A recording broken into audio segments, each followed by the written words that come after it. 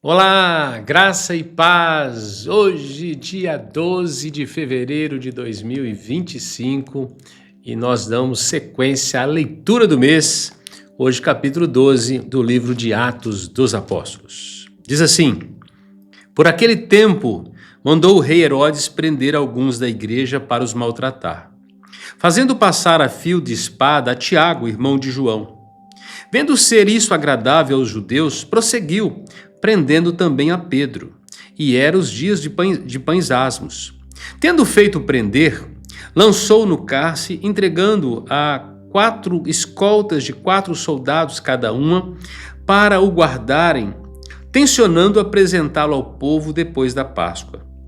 Pedro, pois, estava guardado no cárcere, mas havia oração incessante a Deus por parte da igreja a favor dele.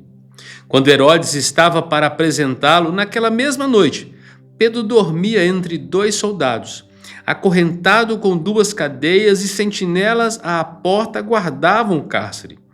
Eis, porém, que sobreveio um anjo do Senhor, e uma luz iluminou a prisão, e tocando ele o lado de Pedro, despertou, dizendo: Levanta-te depressa. Então as cadeias caíram-lhe das mãos. Disse-lhe o anjo: Cinge-te e calça as sandálias. Ele assim o fez. Disse-lhe mais: Põe a capa e segue-me. Então, saindo, o seguia, não sabendo que era real o que se fazia por meio do anjo. Parecia-lhe antes uma visão.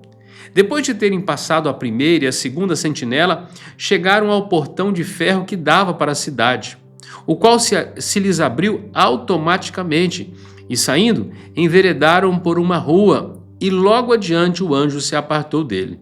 Então Pedro, caindo em si, disse: Agora sei verdadeiramente que o Senhor enviou seu anjo e me livrou da mão de Herodes e de toda a expectativa do povo judaico. Considerando ele a sua situação, resolveu ir à casa de Maria, mãe de João, denominado Marcos, onde muitas pessoas estavam congregadas e oravam. Quando ele bateu ao postigo do portão, veio uma criada chamada Rode ver quem era. Reconhecendo a voz de Pedro, tão alegre ficou que nem o fez entrar, mas voltou correndo para anunciar que Pedro estava junto do portão. Eles lhe disseram: Estás louca? Ela, porém, persistia em afirmar que assim era. Então disseram: É seu anjo. Entretanto, Pedro continuava batendo. Então eles abriram, viram-no e ficaram atônitos. Ele, porém, fazendo-lhes sinal com a mão para que se calassem, contou-lhes como o Senhor o tirara da prisão e acrescentou: Anunciai isto a Tiago e aos irmãos. E saindo, retirou-se para outro lugar. Sendo já dia, houve não pouco alvoroço entre os soldados sobre o que teria acontecido a Pedro. Herodes, tendo-o procurado e não achando, submetendo as sentinelas a inquérito, ordenou que fossem justiçadas, e descendo da Judéia para a Cesareia, Herodes passou ali algum tempo. Ora, havia séria divergência entre Herodes e os habitantes de Tiro e de Sidom. Porém, esses, de comum acordo, se apresentaram a ele e, depois de alcançar o favor de Blasto, camarista do rei, pediram reconciliação, porque a sua terra se abastecia do país do rei. Em dia designado, Herodes, vestido de trajo real, assentado no trono, dirigiu-se-lhes a palavra, e o povo clamava: É voz de um Deus, e não de homem. No mesmo instante, um anjo do Senhor o feriu, por ele não haver dado glória a Deus, e comido de vermes, expirou. Entretanto, a palavra do Senhor crescia e se multiplicava. Barnabé e Saulo, cumprida sua missão, voltaram de Jerusalém, levando também consigo a João, apelidado Marcos. Pois bem, nós temos aqui um episódio muito interessante, né? O primeiro dos apóstolos que são aqui mortos, né? Que é morto pela perseguição que se levanta. Agora Herodes, o rei Herodes, manda passar o fio da espada a Tiago, irmão de João, e vendo que aquilo que ele havia feito agradou às autoridades judaicas, ele resolveu prender o líder dos apóstolos naquele contexto, Pedro, e trancando Pedro numa prisão fortificada com grandes escoltas, imaginava que no dia seguinte poderia levar Pedro, né, perante o povo, fazer um julgamento logo após a Páscoa e também também matar Pedro também. Mas o texto diz que o anjo do Senhor visitou Pedro à noite, abriu ali, rompeu ali os seus grilhões, né, as algemas, o conduziu para fora e até o retirar ali dos portões da cidade, que davam para a cidade, e Pedro sai livre. Diz que os portões abriram automaticamente, um sinal maravilhoso, uma ação poderosa aqui desse anjo de Deus, libertando Pedro, que certamente seria morto, né? Seria julgado e morto ali pelo rei Herodes. E quando Pedro é solto, ele chega até, ele vai até uma casa, a casa de Maria, onde havia um grupo de irmãos que estavam orando. Interessante nesse texto é que nós encontramos duas vezes. No verso 5, Pedro estava guardado no cárcere, na prisão, mas havia oração incessante a Deus por parte da igreja a favor dele. Então nós vamos encontrar aqui uma igreja que ora. O seu grande líder está sofrendo uma perseguição, já um dos líderes havia sido morto por causa da pregação da palavra, da fidelidade a Deus, por causa da pregação do evangelho. Agora, o líder dos apóstolos estava preso, mas a igreja estava orando, colocando aquela situação diante de Deus. E quando Pedro chega nessa casa e bate na porta, uma criada chega para atender, vendo Pedro, ela voltou para dentro de casa, nem abriu as portas para Pedro, né? Viu que era, fechou a porta e entrou ali, assombrada, né? Maravilhada, e foi comunicar que Pedro estava ali. Todo mundo está dizendo, olha, deve ser uma visão, né? Só pode ser o anjo, né, de Pedro. Mas ele continuou batendo na porta até que eles vão atender e ali está Pedro, né? Quando eles viram Pedro, se ficaram atônitos. Como é que esse povo estava? Diz que eles estavam congregados, versículo 12, e estavam em oração.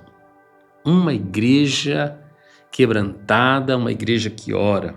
Como é importante o papel dos intercessores na vida da igreja. Como é importante uma igreja de oração.